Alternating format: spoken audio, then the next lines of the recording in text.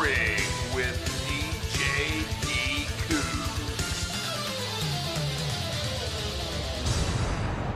Yes, it is. It's time to get in the ring with DJ D. Kooks here. And it's a nice day out, a little chilly, but right here on Montgomery County Community College's internet radio station, Monco Radio, where music and minds meet. It is Friday, February 17th. I got tripped up there. And I am joined by the beastly man himself, Beast Mike. Yes.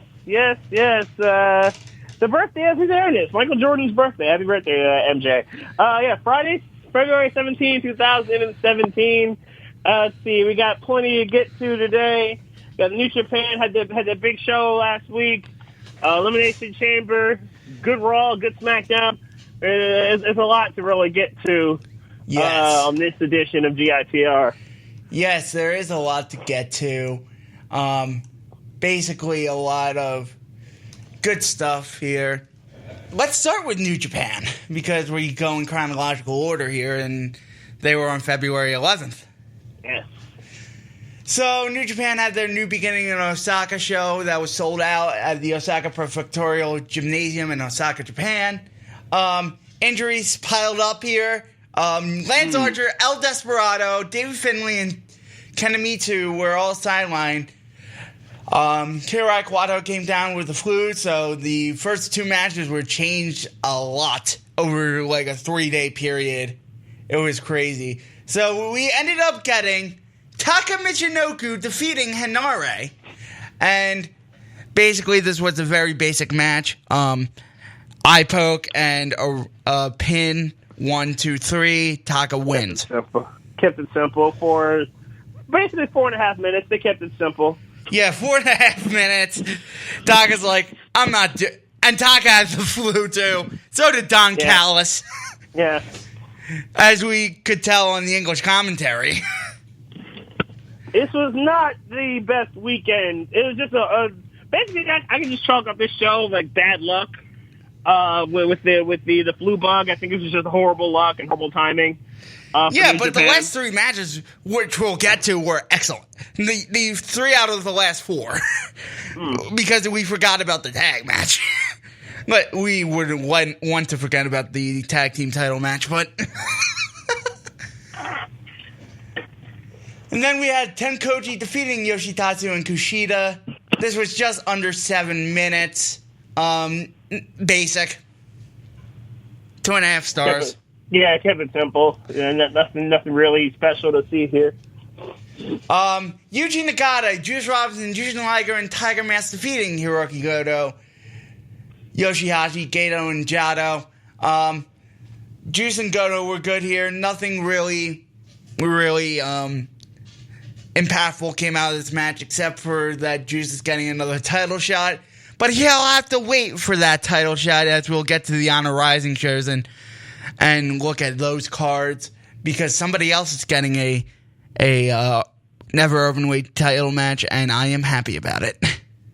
Now, I do like that the Juice is getting put on here. I do like the Juice is getting pushed, especially with the upper echelon talent like Goto, who we both agree had a very good G1 and overall had a very productive 2016. So I like what they're doing with Juice, and I want to see what happens with him going forward. Yes. Hopefully it goes into him winning the Never Openweight Championship, but I like to see that. But that title is, you have to draw with that title. You have to draw 3 or 4 times a year, so I don't really see it. No, he's not there yet. I think he'll have to have a really good G1 and or upset a couple big names in the G1 tournament. I think I see him as the Hanma role this year. Yeah, he gets that one win on the final night. He gets that signature win. Okay, that makes sense. We get that signature win, and everyone all of a sudden looks at Juice Robinson like, "Oh, look who he beating that last night." Or I can see, or he gets a big win that costs somebody a spot in the finals. Something like that. Something like that. I can see him do that and play spoiler. Cost somebody. Yeah, like he spoils and it costs somebody a spot in the final, which is like, oh, did you see what he did? And then, like, you can either have a big rivalry where you got the Wrestle Kingdom, or they just cut to the chase and put him in a title hunt if it's against the champion. Right. Something like that. I see him as a never guy. Okay. In that range, you know. Then we had Minoru Suzuki, Yoshinobu Kanemaru, and Taichi defeating Kazuchika Okada and Roppongi Vice. This was okay. Trent Selling was very good on this. I thought Okada was very good here.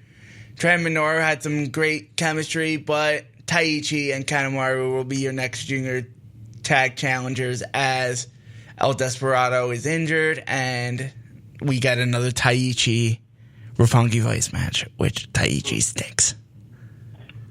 Well, that's unfortunate.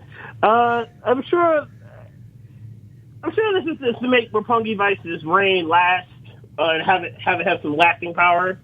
I'm guessing this is why we're going this route, because I don't think you think Taichi, or I think Taichi is going to win the titles here. I would highly doubt they're going to beat Roppongi. I don't see it. So I think this is a matter of just keeping Roppongi Vice the belts for a minute. Yeah. Then we get to the business end of the card. Never open weight 6-man title. Sonata, Evil, and Bushi of Los Ingobernables de Japón defeating the imitators of Taguchi Japan, Raisuke Taguchi, Hiroshi Tanahashi, and Manabu Nakanishi. What were your thoughts on this match? Well, you often mention that this is the hot potato title. This is the classic hot potato, but they at least made it somewhat productive, I would say. They did some good work here. Yeah. They gave it some time. They gave it about 12 and change, a little 12 minutes, 15 seconds here. Were you timing these matches? No, I'm just looking at the timing listing here. I thought you had your stopwatch out. No, I have a stopwatch, but I wasn't timing it. No, I wasn't doing that. But no. Some people do that, Dave Meltzer. Yeah, I don't go to the Meltzer. I know Meltzer's awesome, and Meltzer's the guru of all this, but I didn't do all that. But still, they gave it time, which is nice. I thought it was a good look for everyone to get some spots in and to get their shots in. But this has been like pretty much since its inception, the hot potato championship, just to say everyone has a championship reign of some kind. I would like to see a decent length of time of reign with this title at some point in life. It's probably these three that do it. These three could pull that off. I'd like to see a reign actually last and have some staying power. I wish we just get to that point.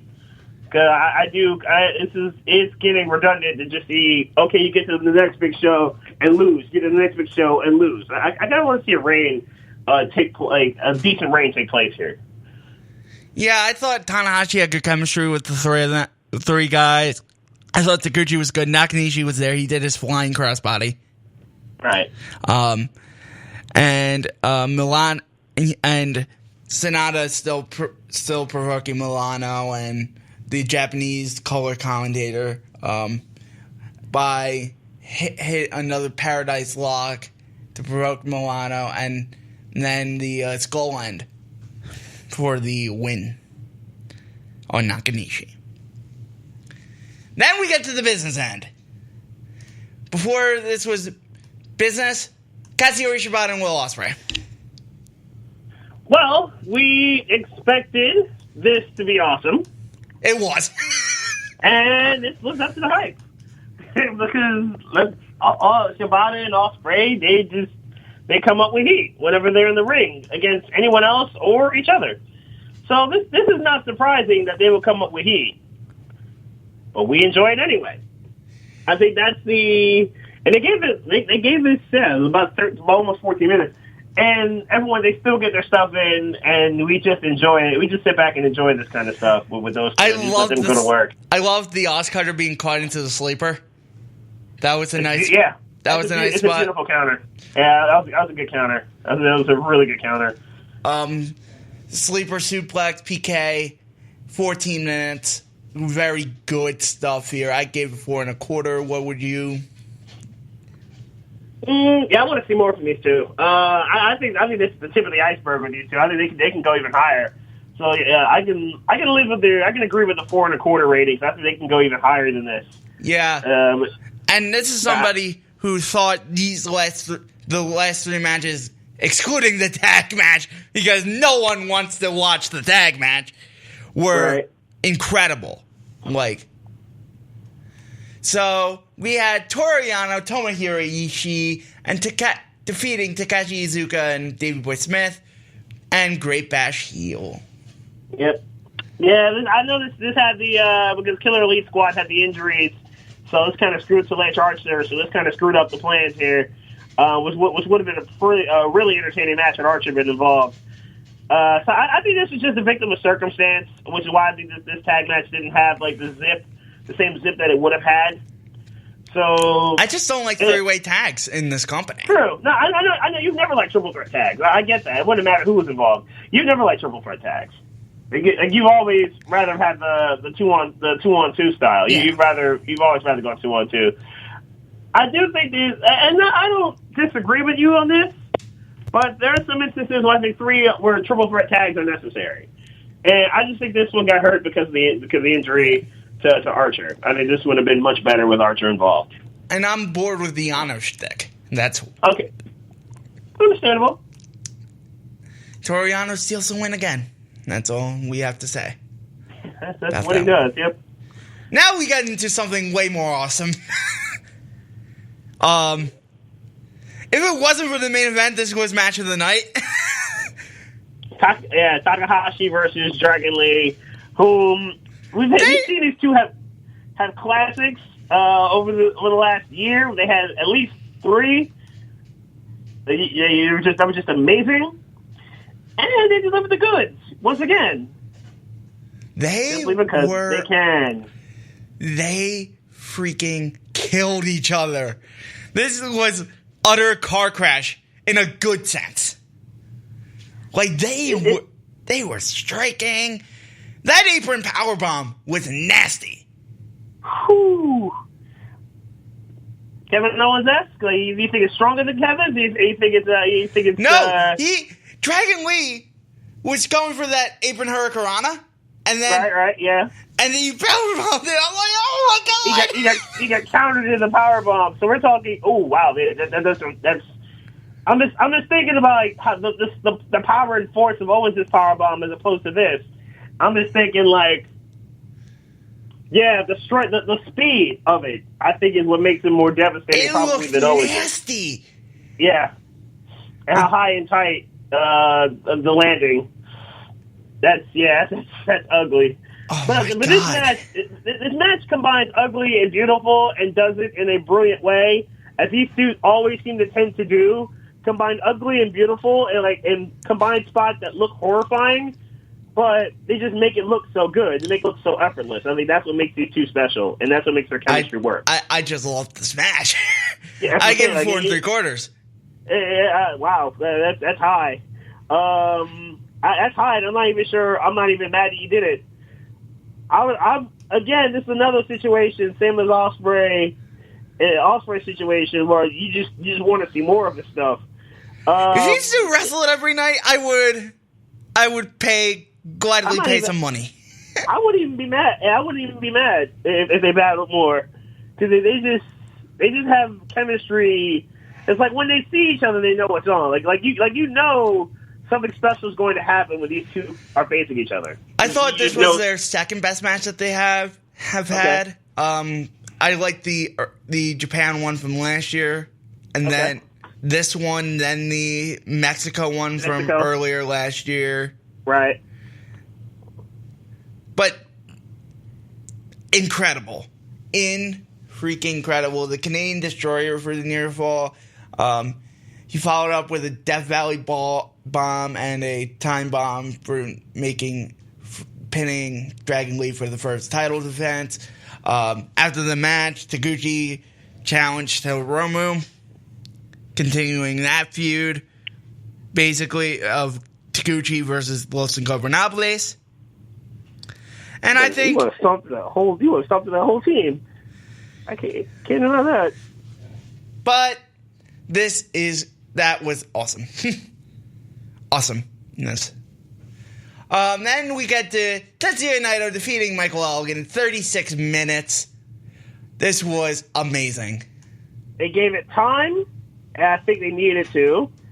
They gave it, I think, the worthy Elgin trying to save the Intercontinental Championship from the evil Naito who disrespected the title in many circles. I think it is. I do enjoy Naito with this championship. I really do. I enjoy the swag that he has with it. I enjoy the reckless abandon he has with it, with the belt itself. And Elgin's role in this, I thought, was also very productive. I thought this was the best Elgin performance of his career. Yeah, I'm thinking Elgin really crushed it. He absolutely knocked it out of the park here. This was really good stuff, and I think the best is yet to come for Mike Elgin. I think Big Mike is going to have another one of those really cool years. I'd love to see Elgin get over the hump and get into that heavyweight status and go that route. I got no problem with Elgin with this Intercontinental Championship situation. Really, a really fantastic match. It flew by the time. It was 32 minutes, and it didn't seem like it. Yeah, I thought it was a little longer, but I was like, oh my goodness, this was so great. And I gave it the full 5. Meltzer gave it the full 5. Lanza gave it the full 5. The other reviewer and Voice of Wrestling gave it 4 3/4. This was really, really, really good. So basically what we're saying here is that we got 2 matches of the year potentially on this card. In the last matches, Takahashi and Dragon Lee and Elgin and Naito, we got 2 potential matches of the year that might have some staying power. Yeah. Based on what we've seen here from what these four guys did and how tremendous they were. Yeah. That's what we're getting at here. It was really good. And Elgin delivered a career-defining performance. And my God, it was so good. I can't rave about this match enough. So that was New Beginning in Osaka. The next card that they have is the Togi Makabe 20th anniversary show. If you're doing nothing on Tuesday, you can watch it. I'm just not, because there's just tags and then the opening Young Boy match between Tomoyuki Oka and Henare, Jado and Gato versus Taka Michinoku and El Desperado, Tiger Mask and Jushin Liger, Yuji Nagata and Shibata versus Taichi, Yoshinobu Kanemaru, Takeshi Iizuka and Minoru Suzuki, Finley, Taguchi, Kushida, Juice, and Tanahashi versus Los Ingobernables, Yoshihashi, Goto, and Okada versus Tenzan, Nakanishi, and Satoshi Kojima, and the 20th anniversary tag team match between Makabe and Hanma versus Yano and Ishii non-title. And then we have the Honor Rising Japan shows. We'll get into it more in depth next week, but I'm just saying the cards. The first one is on February 26th in the morning. David Finlay, Juice Robinson, and Kushida versus Jado, Gato, and Silas Young. And then we have the Never Openweight 6-man tag team title match. Tiger Mask, Jushin Liger, and Delirious versus Bushi, Evil, Sonata. And then we have this third match. The Bullet Club does return. Ospreay, Yoshihashi, Hiroki Goto, and Katsuchika Okada versus Tango Roa, Tama Tonga, Bad Luck Fale, and Yujiro. And then we get this fourth match, which is awesome. Hanson and Rowe, War Machine versus the Young Bucks, Matt and Nick Jackson. Then we get Ryusuke Taguchi, Hiroshi Tanahashi, and Dalton Castle versus Punisher Martinez. Tetsuya Naito and Hiromu Takahashi. Tatsuya Shibata and Jay Lethal versus Hangman Page and Cody. And then Mark and Jay Briscoe versus M. Cole and Kenny Omega is your main event of the first show. And the second show, we have Henare David Finlay and Kushida versus Silas Young, Jado, and Gato. Second match is a 10-man tag between Taguchi, Tiger Mask, Jushin Liger, Dalton Castle, and Delirious versus Naito, Sonata, Evil, Bushi, and Hiromu. Hanson and Rowe versus Guerrillas of Destiny, which is going to be fantastic. You really turned around on the Guerrillas of Destiny. Oh yeah, they've improved. They've improved. Yeah, you couldn't stand this group for a while. Now you've really turned around on these people. I turned around because they improved. Yeah. What more is there to say? They've had great matches the last couple months. They really have killed. They really have crushed it. They really have crushed it lately. I can't deny that. Juice Robinson, Hiroshi Tanahashi, and Jay Lethal versus Hangman Page, Yujiro Takahashi, and Bad Luck Fale. Then we have the never openweight title match I was alluding to earlier. Punisher Martinez, Monster Factory boy, getting a never openweight championship match against Hiroki Goto. We have the ROH. Yeah, you did mention on some posts about your boys getting some love. Yeah. I saw the post. I saw the other post on Facebook about the other Monster Factory. Like you guys mentioned your boys getting love and getting some opportunities, and about like tryouts and whatnot coming up. Yes. And it was that is really cool. You guys are getting it in, and getting some shine. Yeah. Back on big stages like this. So that is really cool. ROH World Championship match, Yoshihashi versus Adam Cole. Then we have the last match, which should be awesome. It's the Briscoes, Okada, and Ospreay versus Omega, the Bucks, and Cody. Ooh.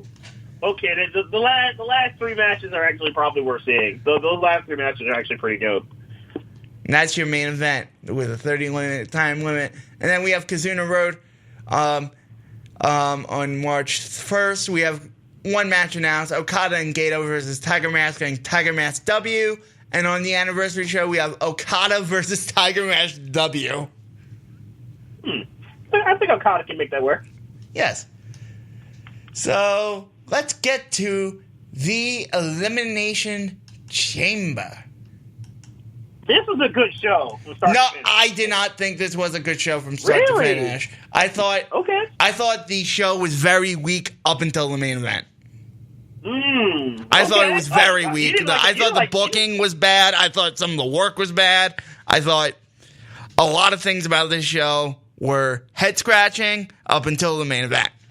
You didn't like Orton and Harper? Wow. I liked Orton and Harper, but as an overall show, the first 1, 2, 3, 4 matches were blah to me.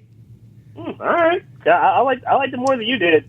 Okay, yeah. Because the booking was bad, and to combat that with some of the work was horrendous, especially during the Dolph, Kalisto, Apollo Crews, and I didn't love that one. I didn't like that. I didn't like the tag turmoil either. That's more booking issues. I was okay with Alpha retaining in the tag turmoil. but basically essentially getting served up on a platter, basically looking like jobbers. Granted, they haven't been very good since they've been on the main roster. They really did make the ascension look pretty bad. Pre-show though, this was, and I thought the commentary ruined a lot of the show for me as well. The commentary was very bad. A lot of it seemed to be harping around JBL tripping before the as he came LOL to that. I would pay money to see JBL trip again. But that was funny. But the pre-show, which harped on it a lot. But this was the best Mojo Rawley performance ever, which was a bar you could literally step over. Yeah, I say marked improvement from Mojo Rawley. On the low, I was kind of wondering whatever happened to Kurt Hawkins, because really since his debut. Face the facts, man! You gotta face the facts! He's been nowhere to be seen. Yeah, face the facts. He's been MIA for the last 2 months. Like, yeah, I haven't even seen Kurt Hawkins in 2 months. He's suddenly on a free show card with Mojo. But yeah, you're right though. Mojo did look good. I thought Mojo looked good. He certainly did look productive, so that's fine. Mojo gets it done there. Mickey beats Becky, and what was it? I thought the psychology of this match was inverted. You think it should have been Mickey focusing on Becky? Becky focusing on Mickey's arm as opposed to the other way around? Yeah, because the ring rust. Fair point. And you're like, and your commentaries. She hasn't been wrestling. Yeah, she has been wrestling, but she hasn't wrestled in a WWE ring, and the commentators were hitting over the home. The commentary really ruined it for me. This match, I thought the work was fine, but the commentary sucked. And this is a prime example of commentary ruining a match. You didn't try too hard to emphasize that Mickey has been in the WWE ring once or twice in 7 years. Fair point. Yeah, I just thought the work was fine. It was nothing blow away. I thought these two had a good little match, solid little opener. Yeah, I thought it was a good way to open. I did think it was a good way to open the show. I thought it was and Mickey and Becky getting the win.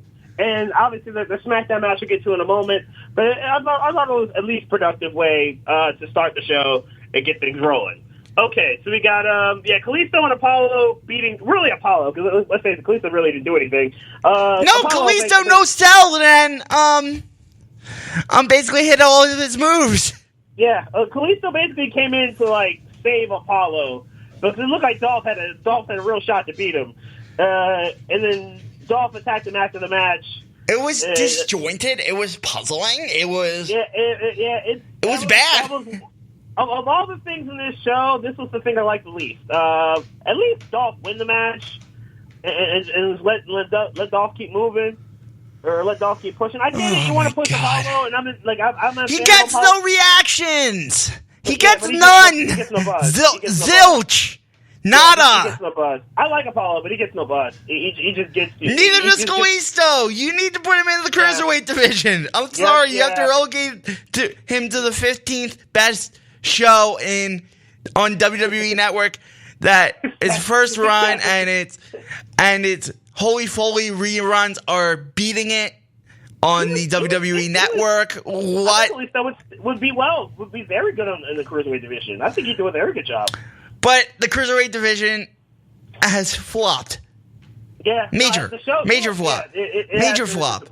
Even though the 205 Live the past couple weeks have gotten better, quality-wise, the division is still a bust. And Triple H is trying to keep it moving because it's his thing, but the division as a whole is just not working. It just has not worked. Because you took a white-hot TJ Perkins and turned him into a video game character. Yep. You made Brian Kendrick the focal point of your division when you have so many other talented guys. Jack Gallagher is an okay piece. He's a comedy guy, but nothing more, nothing less. We do enjoy. Yeah, well, we do love Gallagher. I do love Gallagher. I like him, but I don't. I'm not in love with him. I can see right through it. All right. Arya Daivari has been a featured role. I'm like, are you kidding me? Why? Yeah, because why? He can't. Yeah. But some weeks Drew Gulak is featured, and I like Gulak, but he adds the same style of the grapple effing, and I'm like bored to tears. You like the aerial. Every time Chinlock is posted on a cruiserweight match, I think it's a requirement. I'm like, are you kidding me? You should let these guys go balls to the wall. That's what makes them different. Oh my God! You like the aerial stuff in the Cruiserweight Classic. I think that's where you. Yes, there was a high bar set. You're not reaching it. Yeah, you're not reaching it, and I don't think Kalisto would help it. And they have to turn them loose. They have to turn them loose and really make things going. They've got something with Neville, and obviously Alexander can go, and Tozawa. It looks like it's going to be it's going to be a monster in this division, but there's a lot of stuff they got to fix with it. But yeah, Dolph beating up Apollo, and we've seen this verse so many times. I just wish either Apollo turned heel or something, because Apollo's getting no pop whatsoever. I like him because I think he's a very good athlete. He just gets no reactions. He just gets no buzz. He's little charisma. So I think that's his weakness there.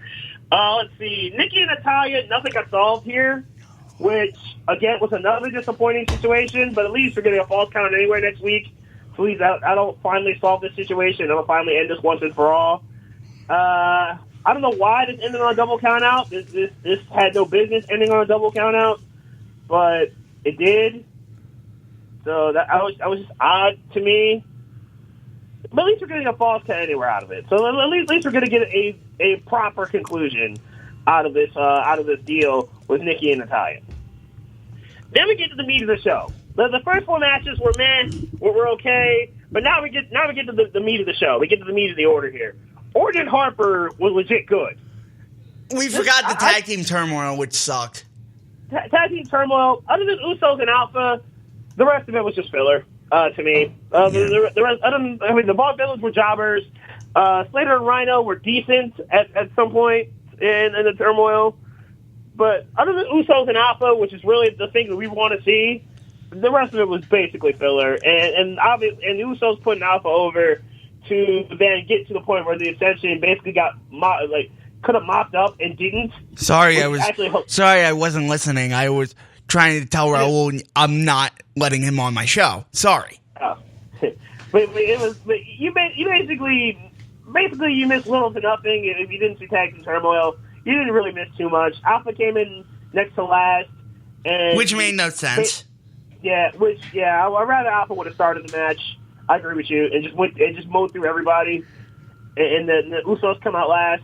But at least Alpha Uso at Mania will actually be good. I think they'll actually do that, and it'll actually be a really good tag team title match. I would love to see that. And we got a great promo. We'll get to that on SmackDown. But back to business, back to the meat of the show. Orton and Harper were dope. Orton and Harper that was a very entertaining match, and the best Luke Harper. We talked about Mike Elgin had his best match of his career. Are you kidding? I think we got the same from Luke Harper. God damn it!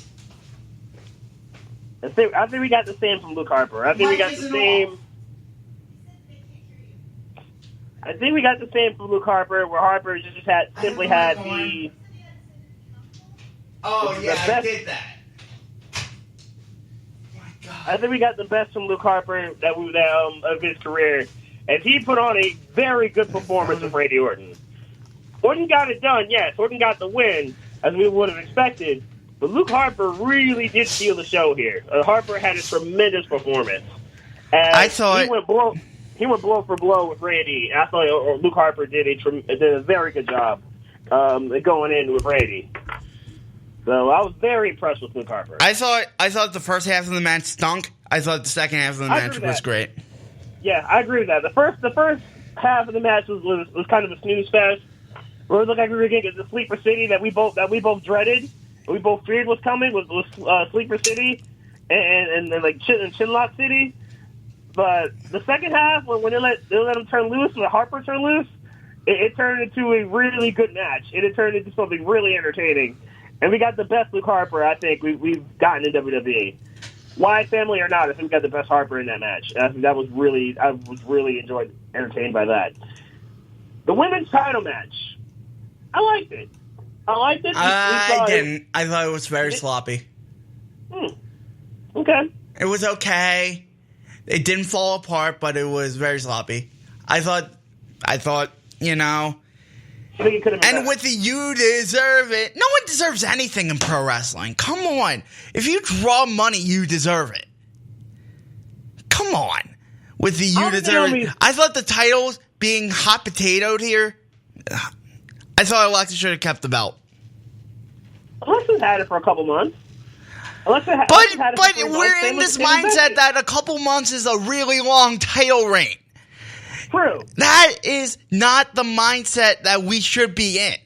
We should be in this. You want a Charlotte-like reign, where Charlotte held it for almost 10 months. Yeah, not like this 5-second title reign. And I'll get to the booking in the main event later. I thought the main event was fine, but why not just go from AJ to Bray when when John Cena's 16th record-tying title run was only 3 weeks. It wasn't even 3 weeks. It was only 2. 2 weeks. It wasn't even 2. My God. Now, I get that they're trying to, if you're going to have Cena tie and break Flair's record, do it at Mania. Make it means more. No, they use these titles as props. You break the record at Mania. They're not going to do that, though. They're going to put him in a program with The Miz and Maurice and his wife. You don't think Miz deserves a big match? I do think Miz deserves it. It's not about deserving stuff. If you draw money on the card, then you deserve it. It's not. What I'm trying to say is, if you draw money on the card, you deserve. No one deserves crap in pro wrestling. You earn it. I think it's the wrong word. You don't think Miz has earned? I was gonna say, you don't think Miz has earned a big match at WrestleMania? I'm not saying he hasn't. I'm trying to say that Naomi basically doing a hot shot title run, and I'll get to the Charlotte Bayley thing. I think they blew their load with that one too. I do wish. I don't mind Bayley. Yeah, we'll get to Raw in a little bit. Yeah, but I think they blew their load with Naomi. This was just a title run because she's a good soldier.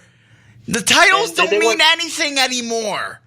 And I'm sorry to whine about it, but the titles don't mean crap. Not even the WWE title. Not even the Universal title. And the grand epithet of it is when Goldberg wins on next Sunday, they're going to chant, "You deserve it." And it's going to piss me the hell off. Yeah, now that one I will completely agree with you on. I don't like but getting title runs because you're a good soldier. No, you draw money, and that's how you earn the title. And that's why 50-year-old Bill Goldberg's main eventing WrestleMania because they can't trust any of their other guys to draw money.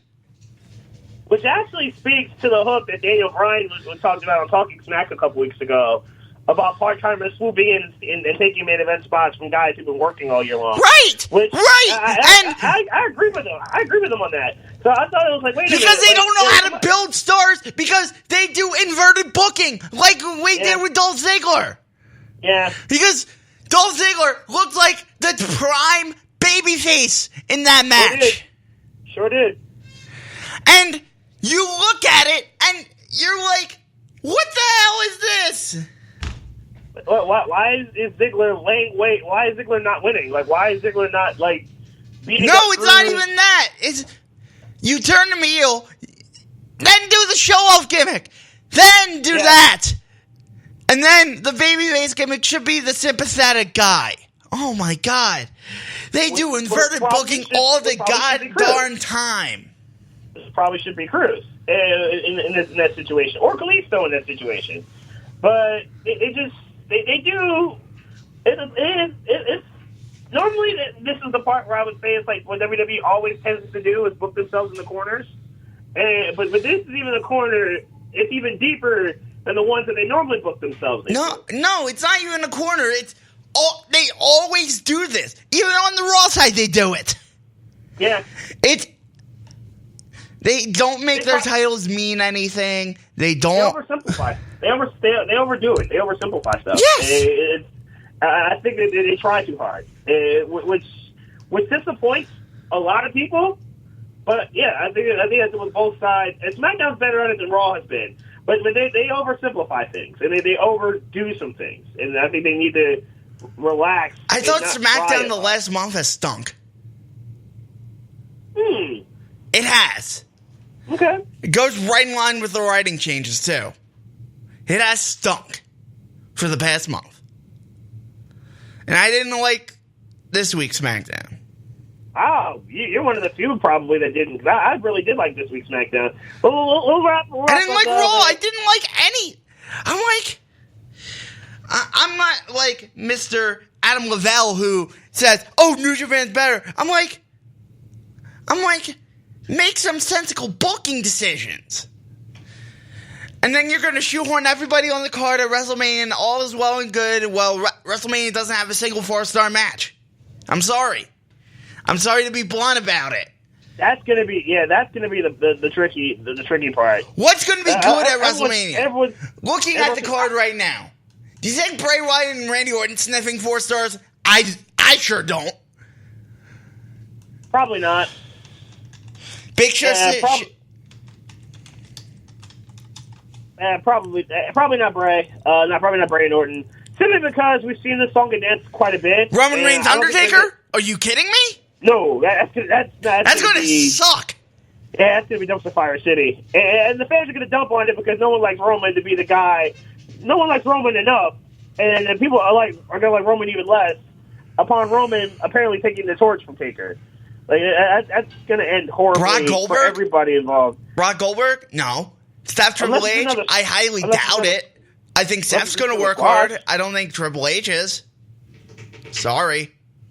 You think Hunter's going to work hard to put over Seth? But he's going to construct the same WrestleMania match he's constructed over the past few years, which is a boring snooze fest. Sorry. That match really did suck last year with Roman. That match sucked. That match was so bad last year with Roman. You're not kidding. It wasn't even that the quality was bad. It was overly predictable. They tried to. It made it super predictable. So we knew the outcome. AJ Styles, Shane McMahon. It could be fun. That's gonna be one of those fun matches we'll look back upon. But the quality, because Shane McMahon's not like a full on wrestler. Maybe Jericho Owens. Jericho Owens is going to make some sense. I think that would be neat. That was the one thing I did like on this show. But they're going to have Kevin Owens lose to Goldberg in 2 seconds, so Owens has a killer. Yeah. What are you going to do with Samoa Joe? You called him up way too soon. That's partner for Joe. Too bad Seth got hurt. Yeah, finally on the chamber match, the chamber match itself. The chamber match itself was very good. Yes, it was. This was a very productive chamber. I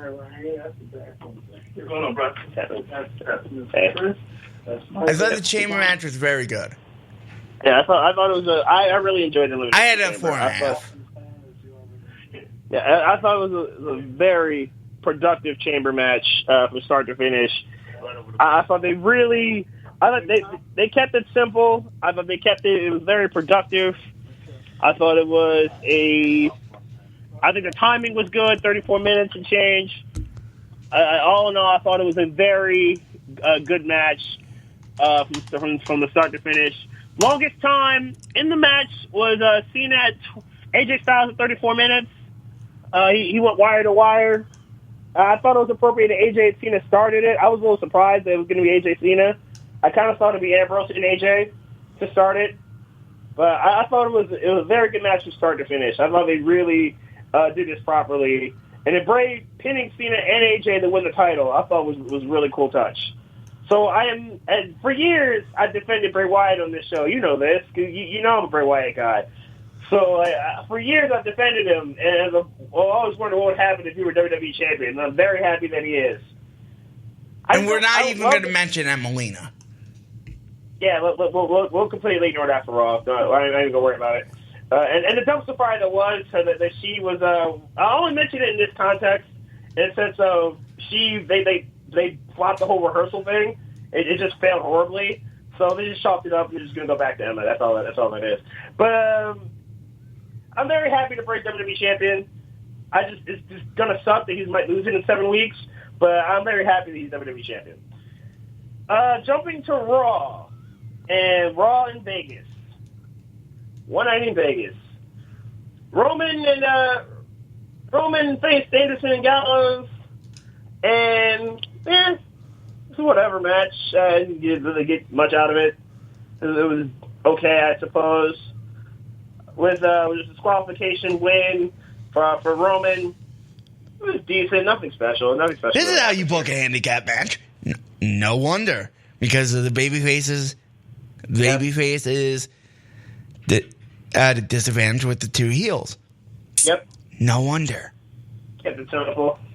The simple formula WWE's done for years, where the babyface faces two heels, and nothing really happened here. Nothing special happened. Let's see here. Bo Dallas beat up. Bo Dallas got squashed by Kofi Kingston. He ripped up the New Day ice cream plans. And New Day's trying to corner the market on food. Though I don't know if they were ever actually going to get the ice cream up and running, because apparently ice cream bars were a complete flop. New Day's still very over, which is nice. Bo Dallas will probably never get that far. Let's see. Mentioned Gallagher gets to 205 Live. We talked about Emelina, though we didn't really need to. No. Strowman destroyed Mark Henry, though Mark Henry put up some sort of a fight. And then Roman Reigns tried to come down, and Strowman was very inviting to Roman Reigns. And then Strowman destroys Roman Reigns. Then we get the Festival of Friendship. Oh, Dad? Dad, the guy wants you for something. Where'd he go? Oh. No, it's the dad. He wanted Dad for something. Strowman mentioned Strowman destroying Roman. And then we get to the best segment on the show and best segment of the week. I enjoyed the interview with Joe. Wow, I really did like the interview with Joe and Cole. I was really that was fun into that. Yeah, that was a good interview. And then the best segment of the week. It made Joe very menacing. And then Rusev gets kicked in the head by Sammy. Rusev loses to Sammy. And then Joe, who put Sammy on game during the interview, gets put on. Sammy claps back, and then Sammy gets put to sleep. So this was a very good segment. This was a very good segment, and then the match is pretty much booked for Fastlane, Joe versus Sammy, which obviously is going to be Joe versus Rollins. Rollins got hurt, so that's going to be a good match at Fastlane, Joe versus Sami Zayn.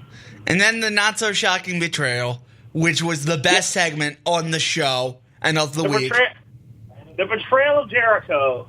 My God, both guys here were so good.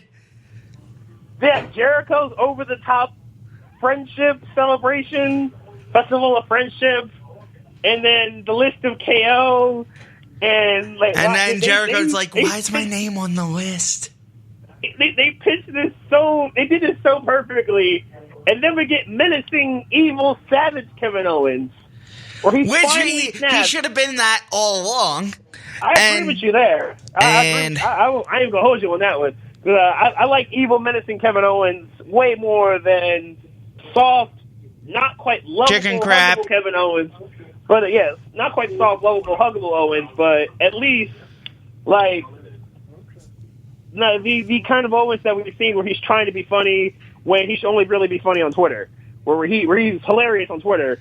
But I like this menacing, ruthless, rip your head off Kevin Owens. I've always liked that kind of Kevin Owens much more so than the Owens we got during his Universal Championship reign. So basically, he laid waste to Chris Jericho to the point where Jericho had to be taken to a medical facility upon the beatdown that he took. So this was the best segment of Raw. And I even hate the Charlotte Bayley Women's Championship match, but this was the best segment of Raw. No, I will agree with that. I don't want to destroy Jericho. Speaking of let's see, Cesaro beats up Enzo. Nothing much to see there. Everyone put Enzo on game because of the botch. And now we get to the Women's Championship match. Which was fantastic. Yep, Bayley and Charlotte put in work, as we knew they would, as we knew they do, because basically whenever the four horsewomen are facing each other one-on-one or in triple threats, for the most part, they usually put in work. Bayley gets it done, and I'm not even mad that Sasha interfered, simply because Dana Brooke was there first. Right. And that Dana was there to assist Charlotte and thumbed Bayley in the eye, which caused Sasha to come down and hit them both with the crutch, as the ref didn't see Sasha hit Charlotte with the crutch. And then the Bayley to Bayley gives Bayley the Women's Championship, and Bayley completes the quad of all four horsewomen winning the Women's Championship, or a Women's Championship, in WWE. Yeah. So I'm not even very happy that Bayley won the Women's title on Raw. I can understand what you're thinking, that did they do this too early for Bayley just to get her a title reign? Maybe. Naturally, we would all assume that Charlotte's going to win the Fastlane, and then I still believe that Bayley should be the one to beat her at a pay-per-view for a championship. I think the pay-per-view should still be. And let them with those three and Nia, let the four of them have it, and then Bayley wins the title, and that ends Charlotte's streak of championship pay-per-view wins. I think that's the way it should be done. All right. That's fine. I think that's the way I would go for this. Now to SmackDown, where it was very good. I said I didn't like it, but I remember I thought this was last week's SmackDown for some reason. No. Last week's SmackDown. And I agree with you. Other than the start and the finish of SmackDown last week, it was kind of meh. But this SmackDown was dope. This SmackDown was dope from the go. And as we get as more You Deserve It chance this time for Bray Wyatt, as Bray cut a really good promo, one of his better promos in a while, and Bray did his thing. Cena got so they pitched it was going to be Cena versus Owens, Cena versus Bray for the WWE Championship. AJ jumped in like, whoa, I get a rematch too. So Dan Bryan made it hot, made it a triple threat match between the three of them. More on that later. Then we get to, Alpha beat the Ascension, which I will say, as dumpster fiery bad the Ascension has been since their call-up to the main roster, they really have not sucked lately. They've at least been decent lately, I'll give them that. But Alpha beating the Ascension, which really was the appetizer, because the main course was the Usos part, and then the Usos promo to Alpha I thought was really entertaining, and I like what the Usos were doing. Usos and Alpha, let's see them go 2-on-2. Let's get it in. I want to see the battle. Let's see. Ambrose was clearly pissed and was looking for Baron Corbin all night long, and basically was going to use James Ellsworth as collateral damage and destroy Ellsworth as he tries to vent his frustrations after Corbin savagely destroyed him in the chamber. Oh, and by the way, your thoughts on the chamber while we're stuck. So, how do you like the new chamber? It was fine.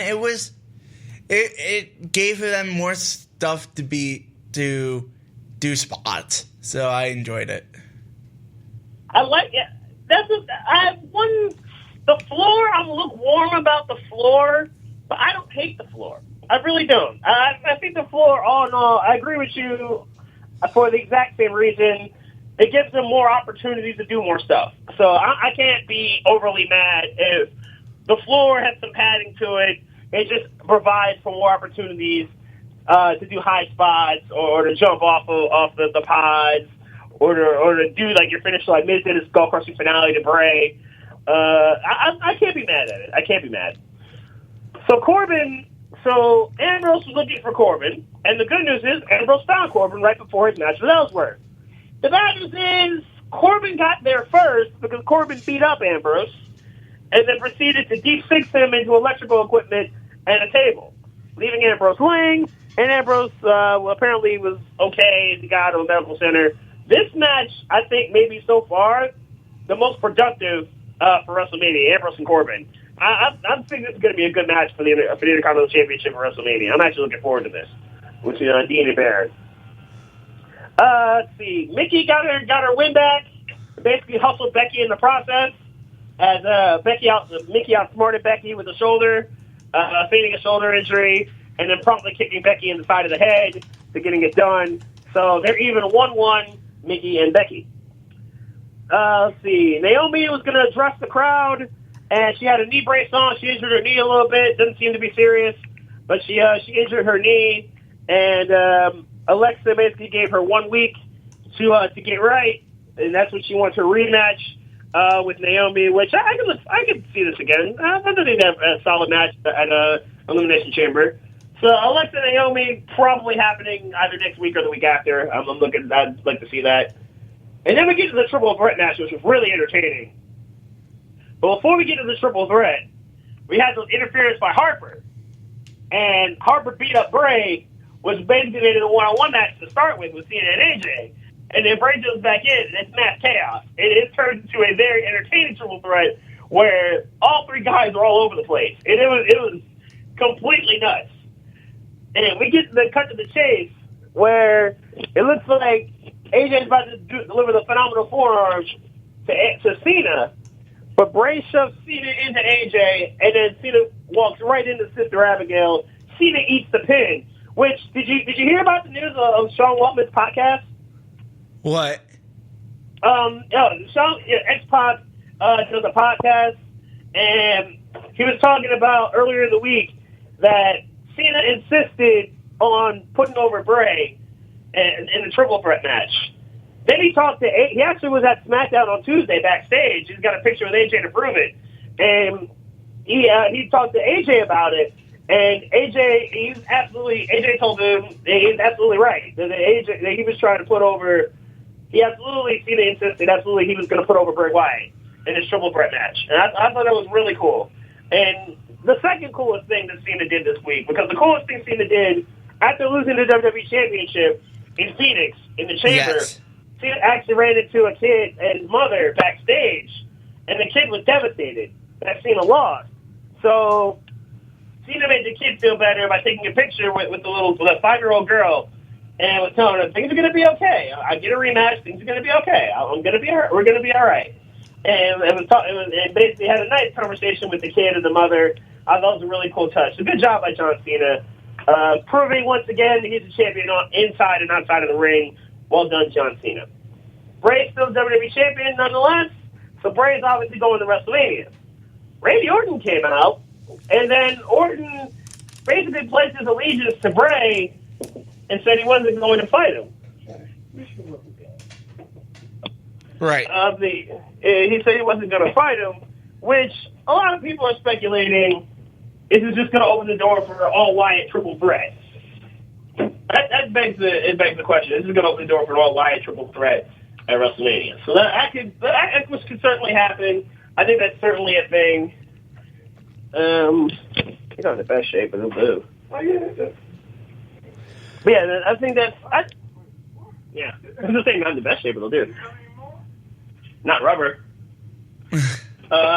Anyway, yeah, it'll be a productive match, I think. If it's all three Wyatts in the triple threat, I think there'll be a solid match. You'll get great work from Harper, and Orton and Bray will continue their thing. I think that'll be the time where Orton turns on him, or he'll turn on him slightly before that.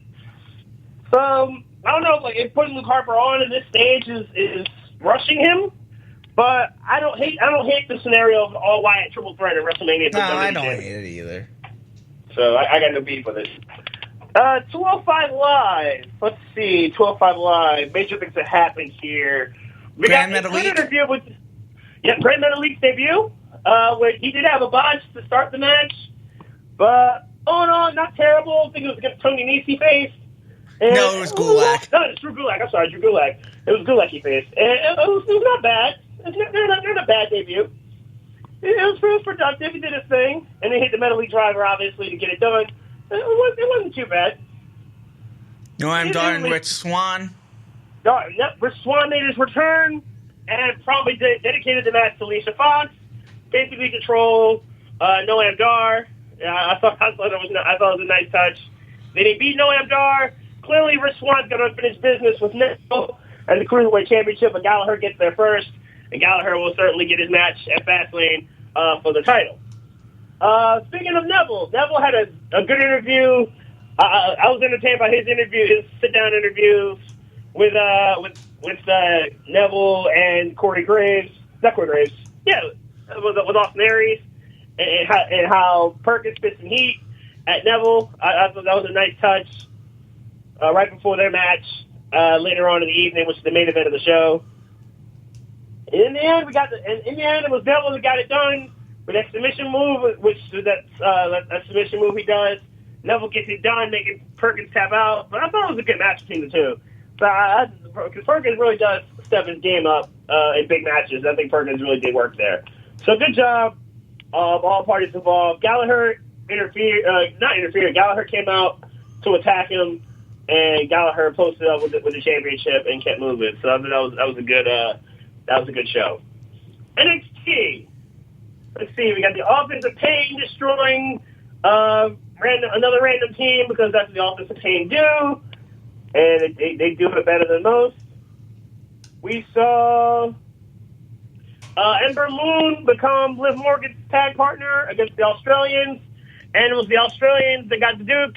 This time it was Peyton Royce with a knee to Liv Morgan. Billie Kay gets the pin to avenge her one-on-one loss from the previous week. And we set up a triple threat match for next week. It'll be Ember, Peyton Royce, and Liv Morgan. Winner gets Osaka for a future title shot at the NXT Women's Championship. DIY is throwing themselves back into this game with their contractual rematch for the NXT Championship, NXT Tag Team Championships with All Fist of Pain, but the Revival just won't go away. The Revival would attack DIY from behind and hit Gargano with a Shatter Machine. So they would leave. If more DIY Revival match happen, yes. Just yes. I'd love to see the triple threat between all three teams. I'd love to see the triple threat with all three teams in Orlando and just go that route. But I agree with you. If it's just a 2-on-2 situation where it's a DIY Revival and the winner gets AOP in Orlando, by all means, let's sign us up for that now. I mean, like we're all with it. We're all ready for it. And then the main event. And we got the Cassius Ohno promo, his return to NXT. Yes. So we did get that little nugget there. Shinsuke is on his way back to returning to the ring. He's in the Performance Center. He's been doing some training and some lifting and whatnot. So he's on his way back to NXT and back into the ring. The main event, though, for NXT was with Trent Seven and the championship match there, and Tyler Bate. Student versus mentor. They were plugging all night. Productive. I thought it was solid. I thought it was really solid, too. Yeah, I thought it was solid. I like Nigel McGuinness's feedback and Nigel McGuinness's input in this. I thought was very good. I was really with that, so I had no problem with it whatsoever. In the end, it would be the Tyler Driver 97 to get it done. As Tyler Bate will win the title, will retain the championship, and the Bruiserweight, Pete Dunne, basically made his intentions known. He will be coming for that title at some point. Which Regal warned him, don't stop with the disrespect. But, Pete Dunne's coming for the belt. We already know what this is. So that's going to make for a good match, a good rematch between Dunne and Bate, eventually for the UK title. That's going to make for a good rematch. I don't know. I guess it's fair to say I can live with the title being defended on NXT. I think that NXT crowd seem very receptive to it. They seem to really dig it. The mustache mountain, they got good pops. Both guys did. So I think they can roll with this on NXT. So I can totally live with it. That's fine. That's really a week in WWE. They're hyping up Strowman versus Big Show. I don't know why. But Big Show's got abs. At least there's that. It's true. He does have abs. Yeah, I know. Have you seen the tweets? Yes, I have seen the tweets. He's playing in Vegas. I give him respect for that. Congratulations, Teddy Long, for being in the Hall of Fame. Amazingly, a tag match was not a main event this week, which was kind of disrespectful to Teddy Long. But congratulations to Teddy. And then we have sad news. Yeah, we have a couple sad pieces of business. One that just happened. Rest in peace, George the Animal Steel. He passed. He passed. WWE just leaked it 12 minutes ago. Bob Backlund tried to call his wife yesterday to see how things were going, and he was not in a good state of mind. And the WWE just put the news out there that Hall of Famer Jersey Animal Steel had passed away. So our condolences, obviously, to the family. The Steel family. It was reported he was in hospice. I was about to say. He was in grave. Yeah, he was in grave trouble. And so was Nicole Bass, who I don't believe has passed away yet, but it's only a matter of time. Nicole Bass. Yeah, Nicole Bass was. I thought they said she did pass. There were conflicting reports. Yeah, I saw articles that say that she did pass yesterday, but apparently it's the clock is ticking, which is really unfortunate that happened. So the latest one from Pro Wrestling Sheet is that she did not Okay. But she will be taken off life support. So the clock is ticking, basically. So that is really, that's unfortunate news to kind of bring to air here. But Georgie Animal Steel passed away. It's confirmed. It's confirmed. Nicole Bass has passed. Yeah, I thought it was. I thought it was confirmed. She was 52, and Georgie Animal Steel was 79 years old. Obviously, remember Steel as one of the craziest dudes in WWE history. The signature thing, basically eating the top turnbuckle and exposing the padding that's beneath it. So he was a little nuts, but we loved him for that. So he was one of those guys in the 70s and 80s that obviously, like our parents would probably tell us about, or the previous generations would tell us about, that he was kind of a nut. So we loved him for that. So we love the history for that. Yeah. So he was in the Detroit area. He's from the Detroit area. He got a master's degree from Central Michigan, and was a high school teacher and was a wrestling coach in the Detroit area. So that was really cool. He stayed in the wrestling game after retirement. There'll probably be a video tribute for George the Animal Steel. I'm not sure about Nicole Bass. Certainly Animal Steel will get one on Monday, as they'll dedicate the show, I'm sure, like they did last week for Chavo Classic, a.k.a. Chavo Sr., who passed away last week. They did a memoriam for him. So, it's unfortunate, but it did happen. But it's just a shame. Yeah, because the last thing I heard was he was on hospice, and then WWE confirms it, which means WWE confirms it. Yep, it's pretty much signed, sealed, delivered. It happened. So that's I guess we got anything else? I think that's about it. So, inside the lounge on Monday, the theme of the show: rivals don't get mercy. Flyers and Penguins take it outside. It will be in Pittsburgh and Heinz Field in the Stadium Series. I'm trying to get there. I probably will end up going. I will certainly have a response to Governor Christie's comments about the Phillies yesterday. But we're going to have to get him. You have to get him on that one. The divisions of preview, speaking of rivalries, the NL West will be the division of preview. Obviously, the Dodgers and Giants, and then everybody else in the NL West, because the rest of the division is pretty terrible. Let's see here. We'll preview a little bit of Daytona 500. Daytona 500 is the following Sunday, so I'll get in on that a little bit. And the new point system in NASCAR. Yeah, we'll have to get into that. That'll start the show more than likely on Sunday. We'll talk about our favorite rivalries and talk about our favorite things there. So that'll really be the gist of the lounge. NBA All-Star break is this weekend, so we'll talk about All-Star weekend. And how Joel Embiid's not in it. Oh.